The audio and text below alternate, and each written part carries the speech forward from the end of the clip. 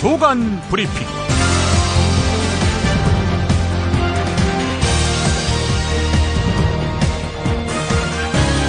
2015년 11월 14일 토요일입니다. 평화학을 연구하는 학자 정희진 씨의 한겨레 토요판 정희진의 어떤 메모 코너, 제가 챙겨서 읽는 코너인데요. 오늘자에 실린 대소변을 가리지 못할 때까지 살고 싶습니다라는 제목의 글 일부를 소개하면서 조간 브리핑 시작하겠습니다. 나카무라 유지로 우에노 지즈코가 쓴 책 인간을 넘어서를 토대로 한 겁니다. 최근 한국 사회 외모주의의 가장 큰 피해 집단은 노인이 아닐까. 노동시간은 짧아지고 평균 연령은 길어진 고령화 사회, 모두가 곱게 늙자라고 외치고 있다. 곱게 늙음은 성형외과 문전성시부터 인생 이모작, 꼰대 되지 않기 등 노인형 자기개발까지 다양하다. 그러나 다른 삶을 선택하는 사람들도 있다. 스콘 이어링처럼 스스로 죽을 시기를 정하고 곡기를 끊거나, 질 들레즈처럼 아파트에서 투신하거나, 작가 복거일처럼 암 진단을 받았지만 연명 치료를 거부하는 사람들이 늘고 있다. 노년의 자살은 다른 연령대만큼 비난받지는 않는다. 어떤 이들은 그것을 선택해도 되는 것이다 라고 말한다.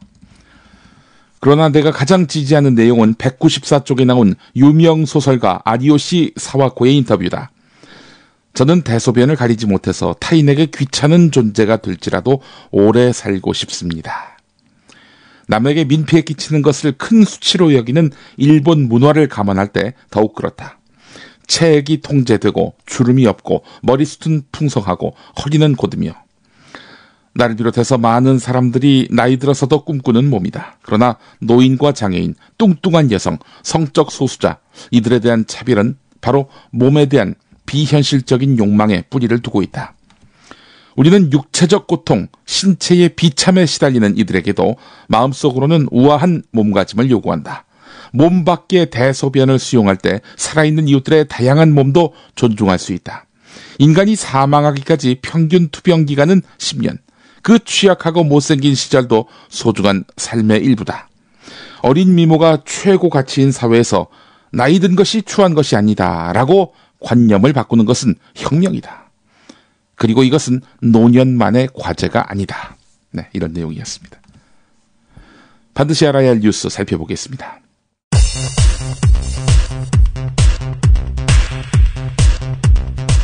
Well, it's very amazing what's happening right now. According to the details we have got, we have 3 different shootings in restaurants at the same time in the same area of Paris, very central, popular area, not too far away from La Bastille.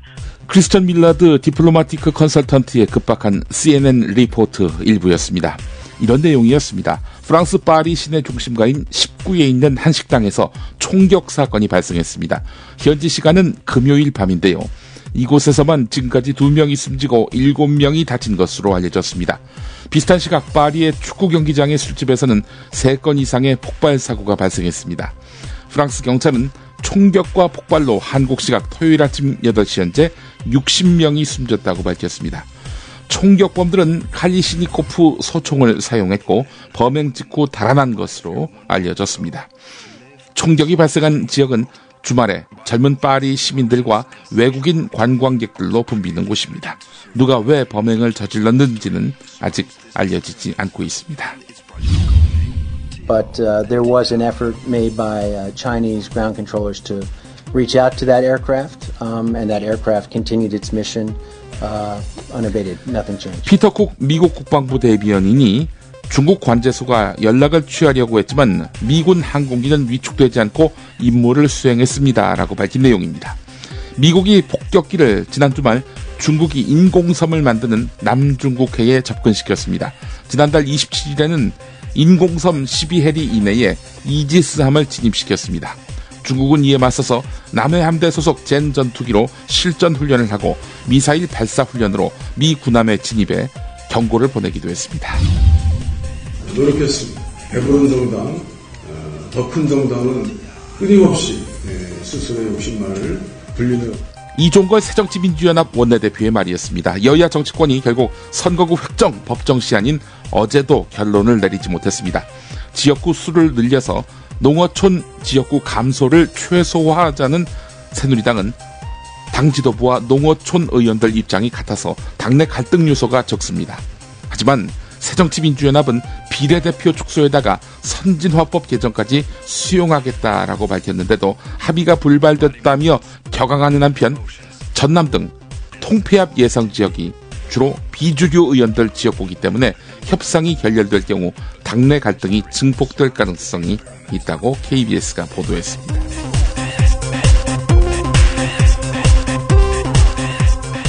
김용민의 조간브리핑은 이담채 김치 컴백홈 대리운전 전창걸의 새싹 땅콩차 코골이 119 연지연 곰탕이 함께합니다. 김치가 다 같은 것 같죠? 아니요, 이담채는 진짜 다르죠. 겨울 전라도, 여름 강원도, 봄 가을 충청도 최고의 배추만 골라와야지요. 소금 영광에서 직송된 최고의 국산 천점이 기본 아닌가요? 아, 고춧가루와 파, 마늘 괴산 영천에서 건강한 놈들만 가져와야 해요. 우와, 재료가 반이라고 하던데 역시 이담채네요. 그런데 어떻게 담가야 이담채 김치 맛이 나요? 아유, 이거 비밀인데 다시마에 표고버섯, 양파, 멸치를 넣고 우려낸 육수에다가 온갖 재료를 잘 버무리고 2달 동안 저온 숙성한 양념을 써야 해요. 근데 흉내내봐야 소용없어. 30년 연구한 레시피에 30년 김치만 만든 손맛을 따라갈 수 있겠슈? 이담채 김치. 안내와 주문은 검색창에 이담채를 입력하세요. 전화는 1544-4586 1544-4586. 속보입니다. 요즘 어플로 부르는 대리가 유행인데요. 최근 컴백홈 대리가 선풍적인 인기를 끌고 있다고 합니다. 현장에 나와 있는 김 기자 불러보죠. 김 기자? 네, 전 지금 역삼동 먹자골목 한 주차장 앞에 나와 있습니다. 요즘 직장인들 사이에서 15땡땡 15땡땡 전화대리보다는 컴백홈 어플 대리로 직접 대리 신청을 하는 분들이 많다고 합니다. 특히 고객과 가장 가까운 대리기사를 직접 골라 부르고 이동거리만큼 이용요금을 지불하는 컴백홈 대리는 합리적인 요금체계, 이용내역 제공, 영수증 출력 서비스 등으로 그동안 대리를 많이 이용하셨던 고객들에게 각광을 받고 있습니다. 이에 컴백홈 측에서는 감사의 의미로 신규 가입 고객에게는 할인 쿠폰을 펑펑 쏜다고 하는데요. 컴백홈 대리 서비스 첫 이용 전에 쿠폰 번호 C8C8을 입력하시면 대리 요금 할인해 드린다고 합니다. 이상 역삼동에서 김 기자입니다. 김 기자 감사하고요. 지금 앱스토어, 구글 플레이에서 컴백홈 앱을 다운받으세요. 대리가 필요할 때 컴백홈. 첫 소식은 KBS 사장을 청와대가 낙점했다는 것입니다. 청와대 김모 수석이 이인호 KBS 이사장에게 전화를 겁니다. 고대영 KBS 사장 후보자를 청와대가 원한다. 따라서 검토해달라. 이런 메시지를 전했다는 겁니다.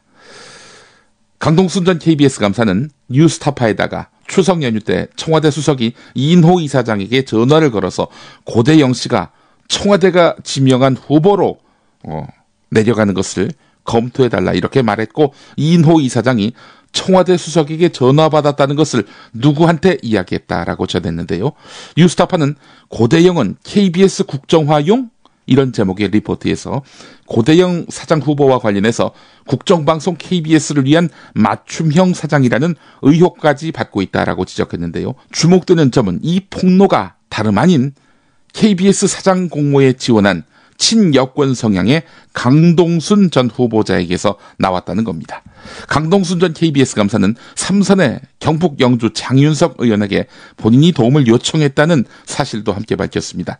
삼선 의원인데 경북 영주 사람 장윤석 의원한테 내가 도움을 요청했다, 도와달라고, 청와대에서 고대영을 미는 것 같은데 라고 말하기도 했는데요. 전국 언론노조가 성명을 냈습니다. 고대영 씨의 KBS 사장 입성은 김모 청와대 수석의 전화 한 통으로부터 시작된 것이라면서 사실 보도조차 가로막으며 공정성을 훼손하고 이에 항의하는 후배 기자들을 폭행하고 재벌 대기업으로부터 접대받으면서 KBS 구성원들로부터 불신임 당한 인사가 어떻게 KBS 사장 후보자 자리에 올라서 곧 인사청문회를 앞두게 됐는지 분명해지는 순간이라고 비판했습니다. 이어 언론노조는 도덕성도 리더십도 갖추지 못한 불공정 편파방송 종결자 고대영 씨가 KBS 사장에 선임될 경우 그 미래는 불을 보듯 뻔하다 라면서 국민이 주인인 공영방송 KBS를 청와대 홍보방송, 국정방송으로 전락시킬 것이다 이렇게 밝혔습니다. 이 기사와 저는 뗄래야 뗄 수가 없는 관계네요. 예. 제가 지난주 관훈 나이트클럽에서 소설이라면서 이 시나리오를 읊어댔는데 이 시나리오가 사실로 드러나고 있는 형국입니다. 관훈 나이트클럽에서 무슨 이야기가 나왔는지 다시 한번 들어보시겠습니까? 이제 청와대에서 고대영을 낙점한 거예요. 이제 사장 선임 앞두고. 예. 그런데 이제 지난번처럼 그러니까 조대현이 됐을 때처럼 여권 내 이 표분열 현상 이것 때문에 또 괜히 어부지리로 딴 놈이 될까봐 염려가 된 거죠. 그래서 이제 청와대에서 이인호 이사장한테 전화를 합니다. 전화를 해가지고 청와대에서는 고대영을 원한다. 이렇게 얘기를 했던 거죠. 그래서 표단속 확실하게 해라. 이런 식으로 이제 지침이 간단 말이죠. 이인호 이사장 평생 학자로 살았던 분이 정치를 하나? 이걸 어떻게 내가 얘기를 해야 되나. 이 사회 때 여러분 고대영을 밀어야 됩니다. 윗분의 뜻입니다. 이런 얘기를 할 수도 없고 그렇다고 또 여당 이사들 한 명 한 명 만나가지고 뭐 이렇게 지침을 내리는 것도 참 이렇게 난감한 일이고 그래서 이제 손병두 전 이사장 이길영 전 이사장 그 이전에 손병두 전 이사장 그 양반한테 전화를 합니다. 이거 어떻게 했으면 좋겠냐. 근데 이 또 손병두 전 이사장은 성은 강이요. 이름은 TS를 밀었던 강동순 지지자였단 말이죠. 이 연락을 받고 말이죠. 뭐 충고는 해줬겠지. 그러니까 손병두 전 이사장은 또 곧바로 성은 강이요. 이름은 DS한테 전화를 해가지고 야, 너 큰일 났다. 청와대가 너 말고 고대영을 민다더라. 네가 아니란다. 예. 이런 얘기를 또 했단 말이지. 그래서 상당히 좀 골 때리는 그런 국면이 있었다는 소설을 제가 발표를 했었습니다. 소설입니다. 픽션입니다. 예. 역사 교과서를 국정화하려고 하는데 국민 여러분 생각은 어떻습니까? 행정고시 의견 접수가 이러했지요. 자, 이 접수가 마감된 지난 11월 2일 교육부에 제출된 찬성 의견 서명자들이 무더기로 조작됐거나 명의 도용된 정황이 드러났습니다. 교육부 창고에 보관되어 있는 찬성 의견서 서명지에서 한 사람의 필체로 10여 명씩 이름, 주소, 전화번호가 써있는 사례가 다수 확인됐고요. 복사해서 함께 제출됐거나 사진으로 찍어보낸 찬성 서명자들도 확인됐습니다. 의견서를 보낸 적이 없는 사람의 찬성 의견서가 포함돼서 명의 도용 의혹도 제기됐습니다. 국회 교육문화체육관광위원회 야당 의원 보좌관 5명이 교육부의 국정화 행정예고 의견 수렴 자료를 열람해서 이런 내용을 확인했다고 밝혔는데요. 보좌관들은 지난 11일 정부 세종청사를 방문해서 교육부가 분류해놓은 일반 시민단체 개인별 박스 62개 등 100개가량의 박스에 대한 확인 작업을 3시간가량 진행을 했고 이 같은 결과를 도출해낸 것입니다. 아무래도 반대 여론이 압도적이죠. 그래서 정부가 이래서는 큰일 나겠다 싶어서 보수단체를 동원해가지고 찬성 의견 이런 서명지를 급하게 조작하고 동원한 것 아니냐 이런 의혹이 가능하겠죠. 의견 수렴 과정을 허위로 진행한 것은 역사교과서 국정화에 대해서 성심껏 의견을 제출한 국민을 우롱한 것이라면서 철저히 검증하고 책임을 물어야 한다 이렇게 지적했습니다. 어제 조선일보가 일면 기사로 실은 내용 경향신문은 오늘자 사설에서 받았습니다. 읽어보겠습니다. 일본 자민당이 일본의 침략전쟁을 단죄한 도쿄 재판 검증을 위해서 총리 직속으로 위원회를 두기로 했다고 한다. 도쿄 재판은 나치를 심판한 뉘른베르크 재판과 함께 전후 처리의 양대축이다. 일본은 이 판결을 받아들이고 주권을 회복해서 국제사회로 복귀했다. 그러므로 이를 검증한다. 뒤집어 엎겠다는 생각 자체가 이미 국제사회와의 약속을 업신여기는 행위다. 일본의 도쿄 재판 검증은 이웃 국가에는 패전에 대한 진지한 고민 없는 평화의 역주행이지만 아베 총리 스스로에게는 확신에 찬 사안들이다. 2차례 집권 과정에서 아베 총리가 진단한 일본은 패기 제로의 사회였다. 잃어버린 20년으로 경제는 파탄났고 젊은이들도 패배의식이 만연했다. 아베는 위축된 역사 인식부터 바꿔야 한다고 여겼다. 때마쳐 중국 팽창에 대항해서 미국이 일본의 재무장을 부추기던 터였다. 외할아버지 기시노부스키에게 들러붙어 있던 전범 딱지를 뗄 필요도 있었다. 우익들은 오래전부터 도쿄 재판 검증 1000만 명 참여 등 물밑 준비를 해왔다. 판단이 끝난 사안을 놓고 이런 낡은 싸움을 진행하는 아베 총리의 모습에서 박근혜 대통령의 모습이 아른거린다. 박근혜 대통령은 학생들이 배우는 역사 교과서에는 대한민국은 태어나설 안 될 나라로 서술돼 있다. 역사를 잘못 배우면 혼이 비정상이 될 것이라고 말한다. 여권 내에서는 일본 극우들이 쓰는 용어인 자학사관이란 말이 공공연하게 쓰인다. 대표적으로 김무성 대표 같은 사람이 자학사관 운운하지요. 잘못은 감추고 자랑하고 싶은 역사만을 기록하려는 일본 우익의 주장과 다를 바가 없다. 아베 총리를 역사 수정주의자라고 했던 그간의 비판이 낯뜨거울 지경이다. 국가가 해석한 하나의 역사만을 올바른 역사라고 하는 박근혜 대통령이 아베 총리에게 올바른 역사인식을 주문할 명분도 없다. 역사의 기록은 바꿀 수 있겠지만 역사적 사실은 변치 않는다. 아베 총리의 잘못을 따지기 위해서라도 박근혜 대통령 자신부터 떳떳해야 한다. 네, 이런 내용이었습니다. 선선한 날씨, 따뜻한 차 한 잔이 그립죠. 창밖은 어느새 익어버린 가을 풍경이 가득합니다. 잠시 제멋대로 돌아가는 생각들을 재우고 수고하며 살아가는 자신에게 고마운 미소를 지어보세요. 마음에 무엇을 담을 것인지, 몸에 무엇을 담을 것인지 여전히 늘 당신이 선택할 수 있습니다. 국내 농가의 깨끗한 수경 재배로 새싹을 만들어 식품 공장에서 오랜 시간 증수 건조시켜 만들어지는 새싹 땅콩차. 당신의 잠시 휴식이 되고 싶습니다. 새싹 땅콩차는 여러분께 가을 풍경이 되고 싶습니다. 인터넷 다음에서 새싹 땅콩차를 검색하시고 전창걸닷컴으로 오세요. 전화 문의는 070-8635-1288 070-8635-1288입니다.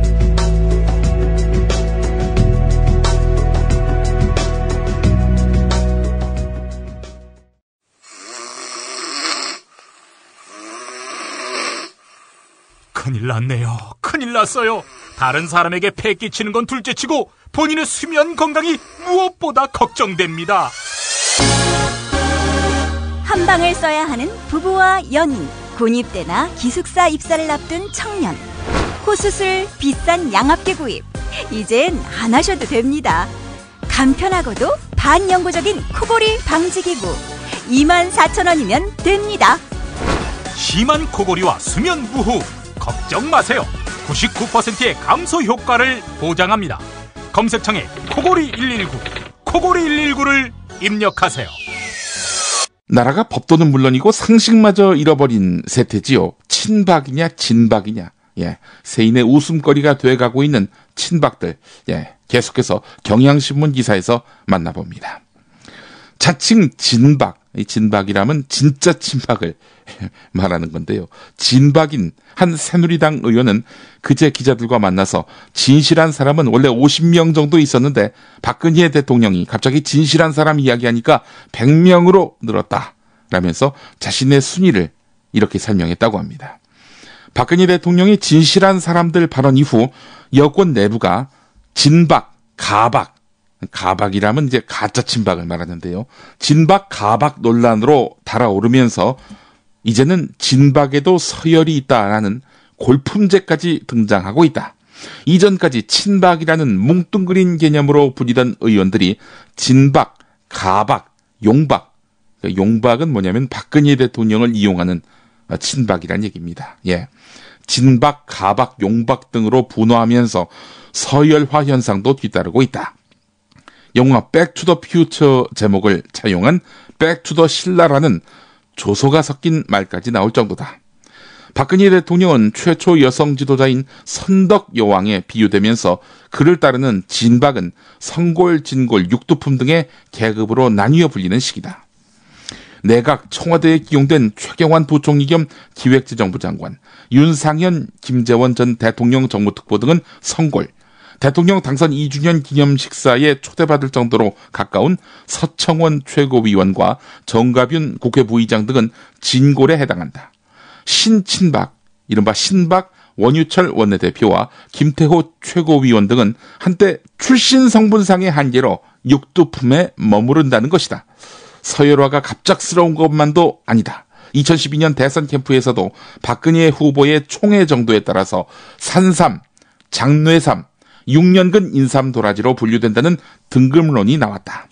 지난해 11월 누리과정 예산 논란 때도 당시 새누리당 김재원 원내수석 부대표가 전직 당대표였던 황우여 부총리 겸 교육부 장관을 향해서 월권이라고 경고하면서 친박 카스트가 회자됐다. 이런 내용입니다. 이런 말 안 하려고 했는데 말이죠. 정말 미친놈들이 따로 없습니다. 예.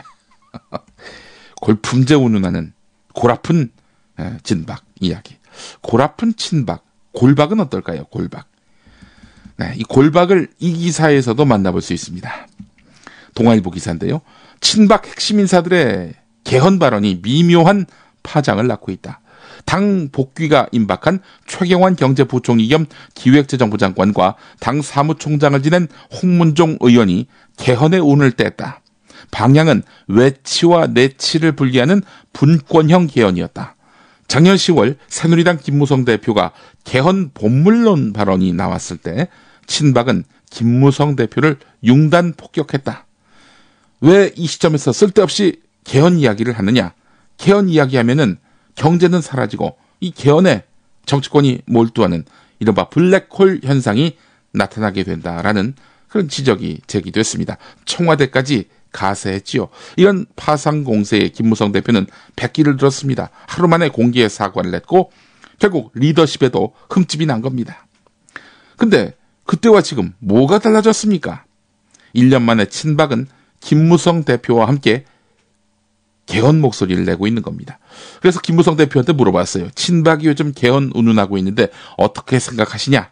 그랬더니 김무성은 나는 개헌 이야기 안 한다 하면서 입을 닫았다고 합니다. 불편한 거죠. 이원 집정부제 개헌론, 홍문종이 이야기했던 개헌론 아닙니까?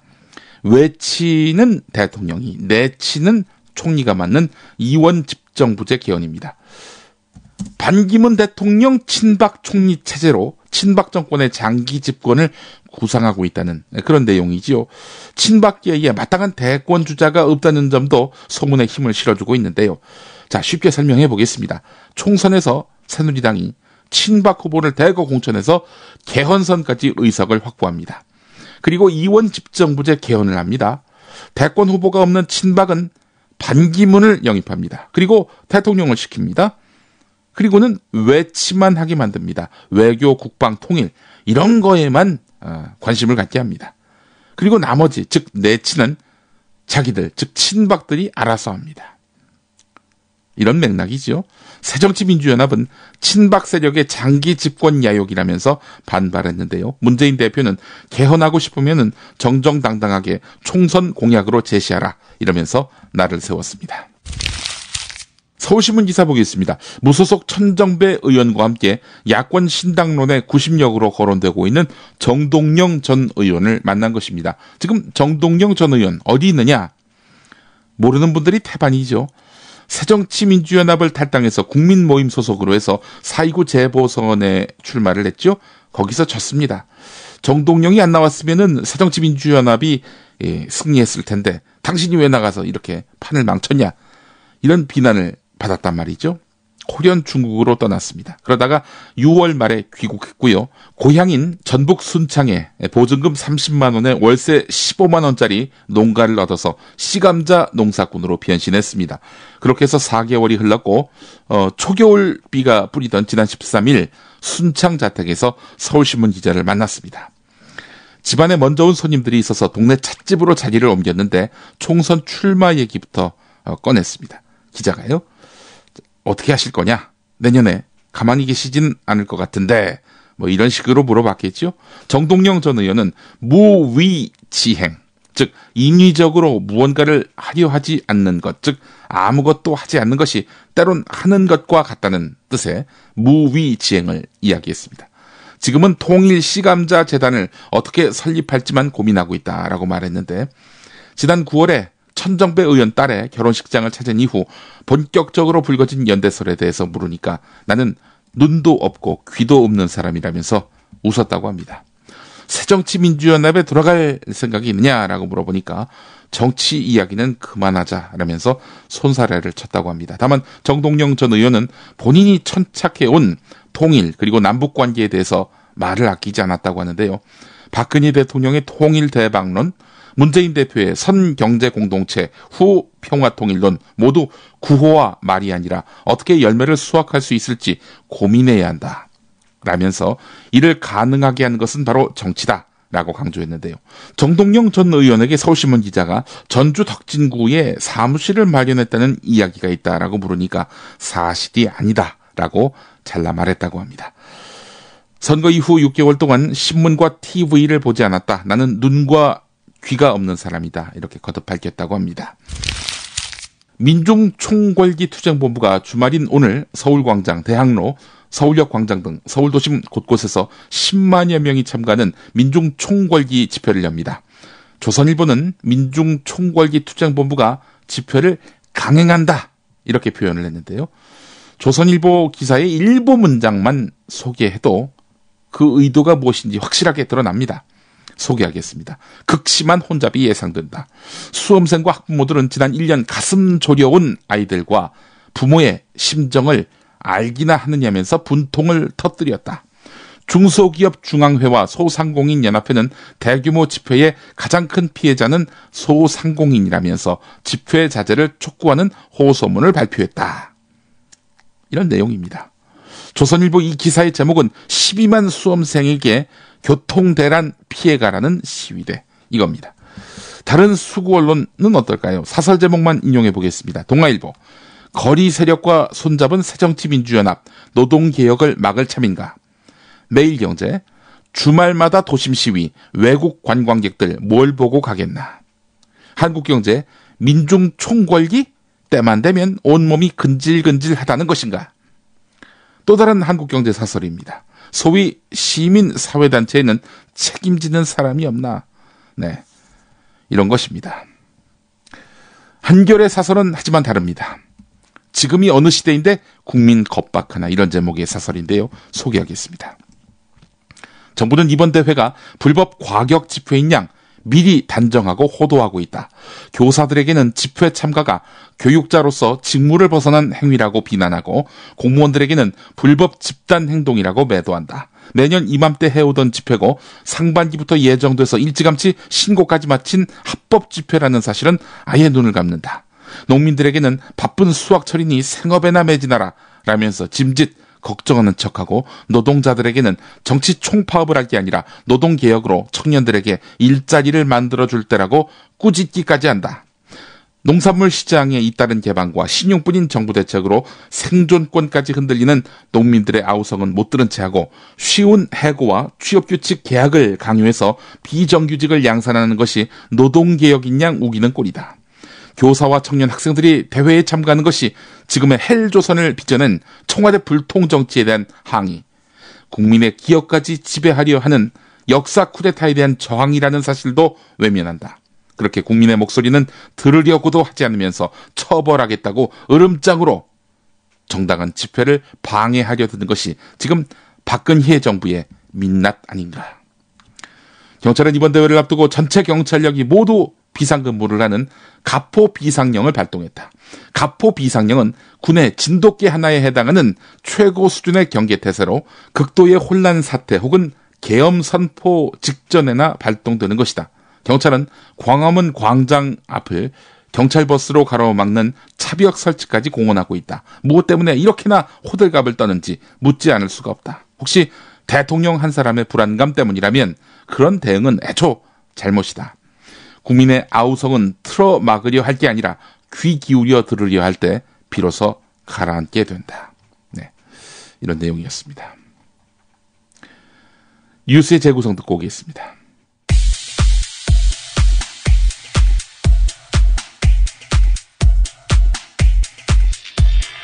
11월 14일 토요일이 두려운 박근혜 정권. 11월 12일 경찰의 엄포. 불법 폭력 행위에 대해서는 폭력 행위자를 현장에서 검거하는 한편 반드시 사법 조치할 계획입니다. 11월 13일 5개 부처 장차관의 압박. 불법 시위를 조장 선동한 자나 극렬 폭력 행위자는 끝까지 추적 검거하여 사법 조치하겠습니다. 주목되는 점은 논술고사를 치르는 수험생들에 대한 경찰과 종편의 걱정. 수험생 11만 5천여 명이 대입 논술 및 면접 시험을 치를 예정으로 있기 때문에 극심한 교통체증 및 혼잡으로 수험생과 시민들의 불편이 커질 것으로. 같은 날 서울 지역 대학들의 대입 논술고사도 치러질 계획이라서 수험생들의 큰 불편이 우려되는데요. 그런데 강신명 경찰청장이 시위대에게 도로 점거를 허용하겠다는 입장을 내놓으면서 논란이 일고 있습니다. 주최 측도 걱정. 그래서 대책을 세우는데 민중총궐기대회 조병욱 대변인. 실질적으로 12개 대학이 한 11만 명 정도가 이렇게 좀 교통 방해를 받을 것 같다 이렇게 이야기 나왔는데 실질적으로 집회 공간, 시위 공간과는 관련 없는 대학이 저희들이 파악할 때는 11개 정도가 되고요. 네. 근데 저희들이 우려하는 대학은 성균관대 한 곳이 보니까는 4시에 면접이 있어요. 요거는 저희들이 봤을 때 좀 우려되는 지점이 없잖아 있어서 저희들 내부에서 논의하기에는 거기 대학로에서 시민대회가 2시부터 열리는데 원래는 3시 반쯤에 행진을 하기로 돼 있었습니다. 그래서 그 행진을 학생들이 입실하고 난 4시 이후에 행진을 하자고 오늘 급하게 결정을 내렸어요. 민주노총이 집회 참여 시민들에게도 혹시라도 주변에 불편을 겪는 수험생이 없는지 살펴봐 주시기 바란다. 이렇게 당부하기도 했네요. 하지만 이건 어쩌면 걱정이 아니라 공격 포인트가 될 수도. 조병욱 대변인의 말 계속. 사실은 이 논술 시험을 가지고 장단을 칠 수 있겠다 이런 생각들은 저희들이 하고. 그러니까 이제 논술 시험에 이 집회 때문에 늦었다. 학생들 분통 이렇게 이제 기사가 나온다는 거죠. 월요일자에. 한번 얘기해 볼까요? 그렇게. 특히는 학부모 상관도 없는 학부모를 출연을 시켜가지고. 그렇죠. 할인도 안 되는 우리 아들이 19년 동안 공부해왔는데 면접을 차가 막혀서 못 봤다. 일순간에 그 모든 꿈이 허물어졌다. 네, 그렇죠. 그런 것도 충분히 예정할 수 있을 것 같고요. 시민의 숭고한 저항을 불법 또 폭력의 색깔로 물들이고 싶은 세력들. 이 자들을 적발한 최초의 주인공은 바로 세월호 가족. 4월 18일 예은 아빠 유경근 씨의 발언. 18일날 당일날 사실은 이 시민과 가족들 틈에 섞여서 선동을 하던 사람들이 있어요. 그 가운데 저희가 확인한 것만 3명이 경찰입니다. 특히 광화문 북단에서 광화문 북단 쪽에 보면 그 광장 북단에 보면 광장 중앙에 잔디밭이 있고 잔디밭을 둘러쳐놓은 들어가지 못해서 둘러쳐놓은 하얀색 끈이 쭉 둘러쳐 있잖아요. 그 사람이 저 버스를 넘어뜨리려면 줄을 걸어야 된다. 그래서 이 줄을 풀어서 끊어다가 해야 된다. 주변 사람한테 칼 있냐? 칼 있으면 달라. 저거 끊어서 해야 된다. 근데 좀 너무 이상해서 저희 가족 가운데 한 명이 당신 누구냐? 어떻게 소속이 어디냐?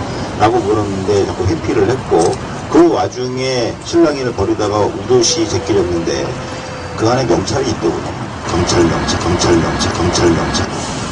그게 드러나는 순간 그 사람 쏜살같이 청운동 방향으로 횡단보도 하면서 뛰어서 도망을 가버렸습니다. 가족들이 순진해서 그런 거 발견을 하면 잡을 생각을 안 하고 그냥 쫓아버려요. 에이 그러고서. 광화문 현판 밑에 저희 가족과 시민들이 있었는데 그 가운데 함께 섞여있던 시민처럼 함께 섞여있던 노란 우의를 입은 여성 2명으로 저는 얘기를 들었는데 그분이 자연스럽게 그 옆에 있던 경찰 버스를 왔다 갔다 하더군요. 경찰 버스를 둘이 가서 탔다가 내렸다가 잘 몰랐는데 나중에 알고 보니까 거기도 마찬가지로 신분증이나 이런 거 확인 못했지만 경찰에서 너무 가져온 버스에 자연스럽게 둘이서 왔다 갔다 한다고 그러는 거 보겠습니다. 이런 얘기하는 것도 기사스러운데 그런 경우가 있습니다. 실제로. 그래서 만일에 다음부터 이러한 사례가 또 적발이 되면 그래서 확인이 되면 다음부터는 쫓아버리지 않겠습니다. 신원 확인하고 명확하게 사과하고 무슨 목적으로 여기에 들어와서 이렇게 선동을 하고 있는지 다음부터는 저희가 붙들겠습니다. 시민 여러분도 꼭 동참해 주세요. 다음부터는 저희가 붙들겠습니다. 라고.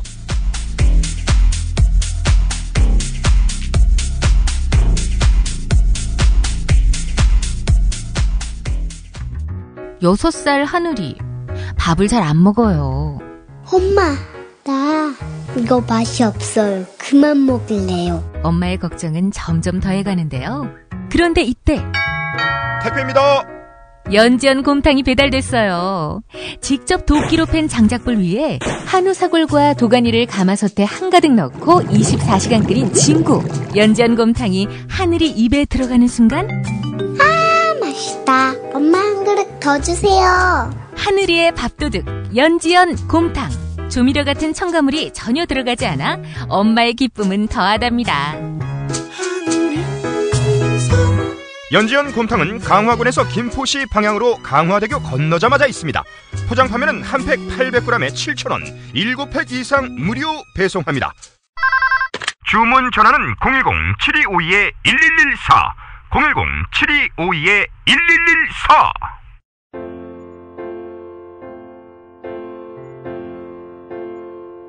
노동자, 우리는 최저임금 5,210원 받고 있는데 그걸 가지고 우리는 살아갈 수가 없습니다. 농민, 농업을 포기하고 떠나야 된다는 그런 생각밖에 들지 않습니다. 빈민, 어디 갈 데도 없고 이게 사람 사는 겁니까 이거? 시민.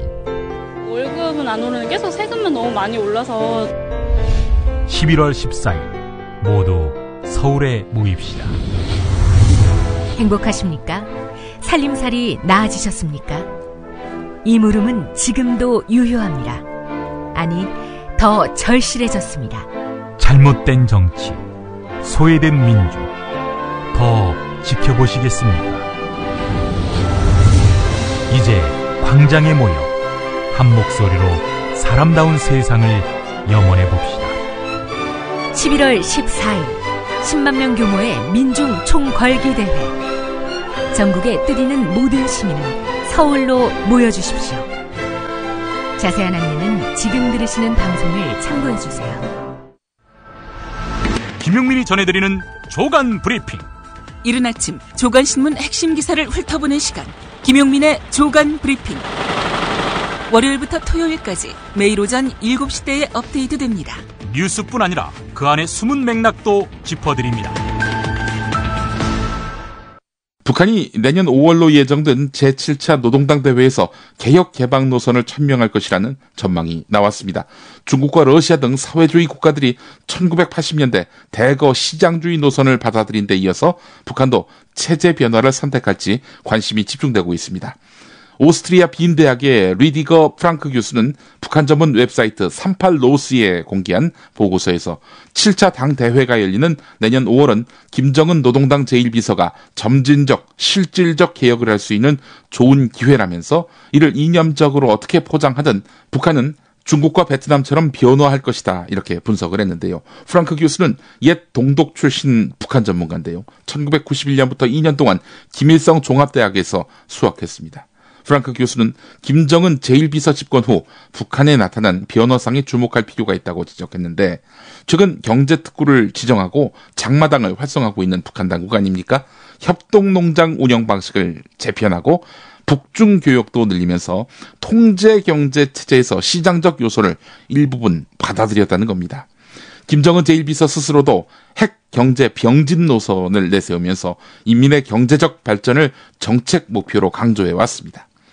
프랑크 교수는 김정은 제1비서는 현 북한 체제의 제약 속에서도 이런 조치들을 취해왔지만 체제 자체의 문제 때문에 성과를 내지 못했음을 깨달은 것 같다. 이제 뭔가 변화할 시기가 왔다라고, 내년 봄에 큰 개혁 개방 조치가 있을 수 있다라고 프랑크 교수가 예견했다는 겁니다. 북한 망하기만 기다리는 세력에게는 참 골치 아픈 뉴스가 되겠습니다. 국민일보 일면 기사였습니다. 한국형 전투기의 핵심 장비인 다기능 위상 배열, 즉 A사 레이더 개발을 맡고 있는 국내 방산업체 LIG 넥스원의 전산망이 해킹에 뚫린 것으로 확인됐다는 소식 한국일보가 일면에서 다루고 있습니다. 국군 기무사령부는 북한이나 주변국의 소행 등 모든 가능성을 열어놓고 긴급 현장 조사에 착수했다고 하는데요. 군 관계자는 그제 LIG 넥스원의 컴퓨터 수십 대가 원인을 알 수 없는 악성 코드에 감염돼서 일부 컴퓨터는 좀비 PC가 된 상태라면서 국내 굴지의 방산업체에 대한 해킹인 만큼 이번 사안을 매우 심각하게 보고 있다 이렇게 밝혔다고 하는데 말이죠. 정부가 2025년을 목표로 8조 원 규모의 한국형 전투기 개발에 착수한 이후 참여 업체가 해킹을 당한 사례가 확인된 것은 이번이 처음이라고 합니다. 유출된 자료가 없다고 하는데 말이죠. 해킹된 컴퓨터가 주요 장비 개발 부서와 대외 협력 파트를 비롯해서 광범위하게 퍼져 있는 것으로 알려지고 있습니다. 경향신문 기사 보겠습니다. 부동산 경기 화랑으로 아파트가 속속 들어서고 있지만 서민들에게는 그림의 떡이지요. 집값이 너무 오르고 있기 때문입니다. 시민운동가들이 주축이 된 주택협동조합 집쿱 추진위원회가 한국의 땅값 거품이 어떻게 조성돼 왔는지 이참에 추적해봤습니다. 분석 결과 아파트들의 땅값은 1990년과 비교할 때 올 9월 현재 3.3배에서 많게는 14.7배까지 오른 것으로 나타났습니다. 2001년에 분양된 강남 아이파크의 땅값은 1990년 평당 1,460만 원에서 지금은 11.7배 오른 1억 2,203만 원이었습니다. 같은 해 분양된 파크 뷰는 1990년에 비해서 14.7배, 1974년 주공 1단지는 10.6배, 1984년 아시아 선수촌 아파트는 3.3배가 각각 올랐습니다. 김병수 집쿱 추진위원장은 한국은 공공재인 땅에서 발생하는 이익을 소수에게 몰아주다 보니 땅값과 집값에 거품이 낄 수밖에 없는 구조다 이렇게 진단했는데 이거를 해소하면은 반값 아파트도 가능하다는 것이 집쿱의 분석입니다. 한국일보 기사입니다. 이르면 내년 3월부터 전업주부의 0세에서 2세 자녀는 어린이집을 하루 6시간만 무상으로 이용하게 됩니다. 긴급히 쓸 수 있는 추가 이용권, 즉 월 15시간을 모두 사용한 다음 더 이용하려면 시간당 4,000원씩 내야 합니다. 보건복지부 고위 관계자에 따르면 내년 도입되는 맞춤형 보육의 전업주부 0세에서 2세 자녀의 어린이집 이용시간은 하루 6시간으로 결정됐습니다. 정부는 지난 9월에 맞춤형 보육 도입 계획을 발표하면서 하루 6시간에서 8시간을 고려한다고 밝혔는데 최종 6시간으로 결정한 것입니다. 또 부모가 원하는 시간 가운데 6시간을 쓸 수 있는 것이 아니라 오전 9시에서 오후 3시로 한정해서 무상 이용하게 했습니다. 복지부는 부모들의 반발을 우려해서 긴급 보육 바우처 이용 시간 가운데 사용하고 남은 시간은 다음 달에 쓸 수 있도록 하는 방안도 유력하게 검토 중인데 글쎄 이걸로 반발이 잠재워질 수 있을까요? 2013년부터 만 0세부터 5세까지 영유아에 대한 전면 무상 보육을 실시하겠다. 박근혜 대통령이 공약한 겁니다. 그런 의미에서 보면 박근혜 대통령 참 진실한 대통령 아닙니까? 대통령으로 뽑아준 국민에게 이런 식으로 은혜를 베풀고 있으니 말입니다. 국가정보원이 종북 세력에 대응하는 것은 문제가 될 수 없다. 그런데 종북으로 보고 대응했다가 나중에 아닌 걸로 밝혀지면 이는 적법 여부에 어떤 영향을 미치나? 재판장이 이렇게 물어봤고요. 대응도 여러 가지가 있다. 그걸 수집해서 수사 파트에 넘겼으면 적법하다. 하지만 종북 대응을 한다면서 하면 안 되는 정치 편향의 댓글을 달았다면 그 자체로 불법이다. 검사가 이렇게 말을 했습니다. 국정원 대선 개입 사건, 한마디로 말해서 원세훈 파기환송심에서 이런 대화들이 오가고 있다는 겁니다. 종잡을 수 없는 형태로 흘러가고 있다 이런 이야기인데요. 파기환송심 재판부가 원심에서 유죄를 선고받은 부분까지 포함해서 모든 쟁점을 다시 심리하겠다고 나섰습니다.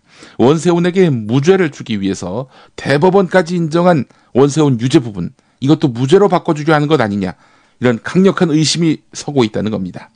검찰 수사팀은 재판부가 무죄를 예단하고 있다라면서 우려하고 있는데요. 서울고등법원에서 열린 국정원법과 공직선거법 위반 혐의로 기소된 원세훈 전 국정원장의 파기환송심 5차 공판준비 기일, 이날도 재판부와 검찰의 설전은 이렇게 이어졌습니다. 벌써 5번째라고 합니다. 4차 기일에서는 검사가 재판 도중에 법정에서 퇴장하기까지 했습니다. 재판장이 너무 편파적이다. 원세훈 편이다. 이런 얘기죠. 대법원은 지난 7월 국정원 직원의 이메일에서 나온 트위터 계정 목록을 증거에서 배제하도록 사건을 파기환송했습니다. 이건 역시 원세훈 손을 들어준 거지요. 때문에 불법 트윗 규모가 줄어든 것이 파기환송심 재판의 쟁점으로 예상됐습니다. 자, 그런데 이 트윗 문제만 다룰 것으로 예상됐는데 원세훈에게 유죄로 내려진 사안까지 전부 다 재검증하고 나섰다는 겁니다. 쟁점을 확대한 것이죠. 이렇게 해서 원세훈에게 무죄 판결을 내리려 하는 것인지 김시철 판사를 의심스러운 눈으로 쳐다보지 않을 수가 없습니다. 김시철 판사, 우리가 그 이름을 똑똑히 기억해야 합니다. 물론 청와대도 기억하겠지만. 고용노동부가 서울 지역 시내버스에다가 노동개혁 입법을 촉구하는 내용의 광고 개선을 추진했지만 서울시가 여론 분열에 우려가 있다는 이유로 반대한 것으로 알려졌습니다.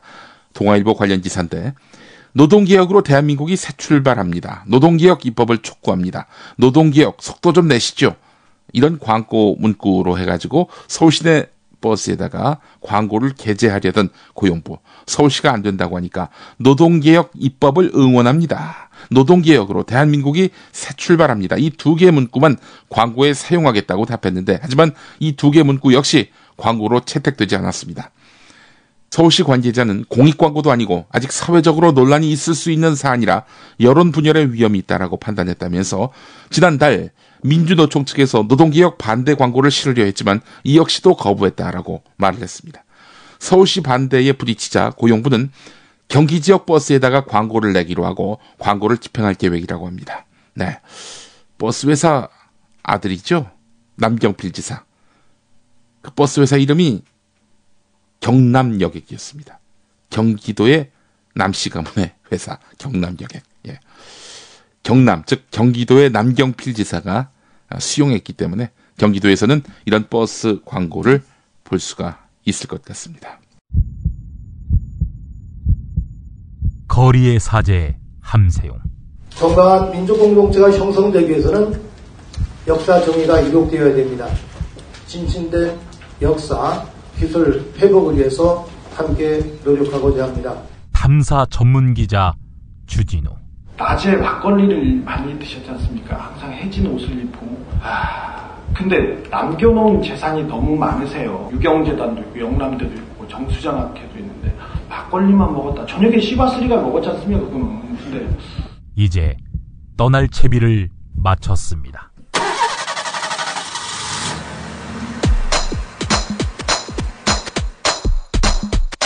역사와 정의의 가치가 뿌리채 흔들리며 위태롭게 저물어가는 광복 70년. 두 남자의 토크 콘서트를 만나실 때입니다.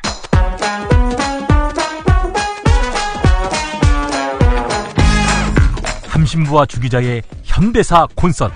12월 11일 금요일 저녁 7시 대전 기독교연합회관 연봉홀.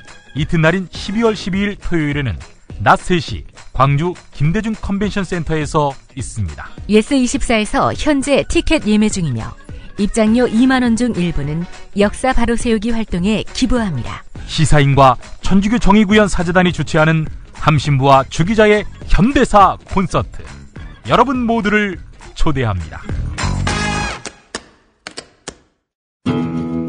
이번 세월호 사고는 우는 자들과 함께 울라는 성경 말씀처럼 세월호 유족을 위로한다며 한 말이지요. 그러나 바울이 했던 이 말의 본질은 소통의 능력을 키우라는 것이었습니다.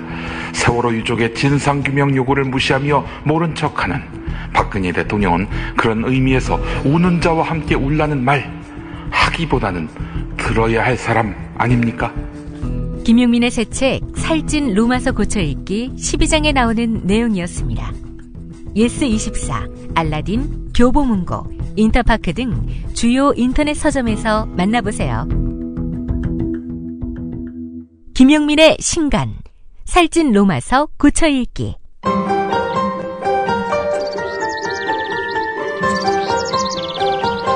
오늘의 날씨. 네, 비는 낮에 대부분 그치겠습니다. 영동과 경상도 지방에서는 밤까지도 오락가락 이어지는 곳이 있겠는데요. 내일은 맑고 온화해서 야외 활동하기가 무난하겠습니다. 오늘 서울 낮 기온 16도, 대구 19도로 예년 기온을 크게 웃돌겠습니다. 오늘 11월 14일 민중총궐기 대회입니다. 저도 참석할 생각입니다. 한 4가지 제안을 하고자 합니다. 첫째, 경찰 차벽을 훼손하거나 여타 도를 넘는 폭력 행위를 하는 사람, 일단 생포합시다. 일반 시민일 수도 있겠지만 일부는 민중총궐기를 폭력, 불법 집회로 규정하고자 하는 세력에 끈아풀일 가능성이 높습니다. 조선일보, 동아일보, 월요일자 일면 사진감을 제공하는 자, 평화 시위를 바라는 시민이 아닙니다. 올봄에 세월호 진상규명 촉구 집회 때도 경찰 명찰을 품에 안은 자가 폭력을 선동하다가 붙잡힌 바 있었는데요. 이 점 유념해야 될 것 같습니다. 둘째, 경찰이 수험생 논술시험 현장 진입을 못하게 과잉 대응을 할 때는 반드시 그 현장에서 항의하고 체증도 합시다. 수구 언론이 월요일에 오늘만을 위해서 공부했는데 불법 시위로 가로막힌 진학의 꿈, 이런 기사를 기획하고 있을 수 있습니다. 이미 오늘자 조선일보는 학부모 분통 운운하면서 설레발을 떨었습니다. 논술 시험이 있게 되는 서울대학로 성균관대학교 부근, 경찰의 의심스러운 행위를 할 경우 모든 시민이 이를 증거로 남겨야 된다는 겁니다. 자기들이 막아놓고는 시민들이 막았다는 식으로 덮어씌우기를 할 가능성이 있다는 겁니다. 당연히 수험생의 편의를 최우선적으로 고려해야 될 것입니다. 경찰이 무슨 꼼수를 쓰는지 그걸 파악하고 싶다면 가장 손쉬운 방법이 있습니다. 조선일보, 동아일보, TV조선 채널A 카메라 기자를 쫓아다니면 됩니다. 예. 셋째, 경거망동을 삼갑시다. 모처럼 어렵게 응집된 시민의 집단된 결이 아닙니까? 태극기를 소각한다든지 어버이들과 싸움을 벌인다든지 이 평화 시위의 본질이 왜곡될 행동은 하지 맙시다. 이런 제안입니다. 마지막 넷째, 서울시청 또 광화문 일대에 계시는 직장인들께서는 고층, 높은 층에서 부감을 촬영해서 올려주시기 바랍니다. 많은 시민이 모여있는 장면, 공중에서, 고층에서 촬영한 장면을 SNS에다가 공유해 주십사 하는 겁니다. 이것도 시위입니다. 이런 사진이 많으면 많을수록 정권에게 큰 부담, 압력이 될 수 있다는 겁니다. 정권에게 최대한 압박이 될 수 있는 시위로 이 나라는 봉건적 전제 국가가 될 수 없다. 이런 점을 일깨울 필요가 있습니다. 우리 국민들이 말입니다. 이 나라를 여왕의 국가로 만들려는 세력에게 오늘 집회가 냉수 한 그릇을 선사하는 계기가 되기를 바랍니다. 월요일에 뵙겠습니다.